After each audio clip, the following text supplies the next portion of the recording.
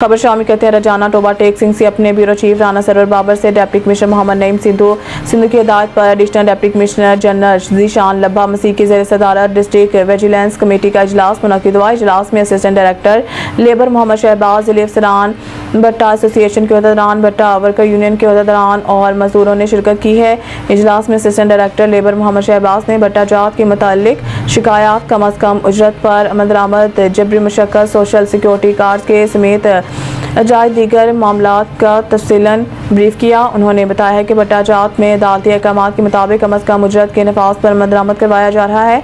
Additional deputy commissioner Zeeshan Labba मसीह ने कहा है कि तमाम भट्टा मजदूरों को सोशल सिक्योरिटी कार्ड्स का इजरा यकीनी बनाया जाए ताकि गरीब मजदूरों के फलाह बहबूद हो सके और ये इलाज मुआवजा की सहूलियात से फ़ायदा उठा सकें। उन्होंने हिदायत की है कि मजदूर खानदानों में आगाही पैदा करने के लिए सेशंस के इनेकाद और भट्टा जात पर लिटरेसी स्कूलों के क़याम को यकीनी बनाया जाए। उन्होंने कहा है कि जबरी मुशक्कत और चाइल्ड लेबर के खात्मा के लिए तमाम मुतल्लिका महकमे मरबूत हिकमत अमली से काम करें और लेबर लॉस की खिलाफ वर्जी के मरतकब अफराद के खिलाफ सख्त कानूनी कार्रवाई अमल में लाई जाए।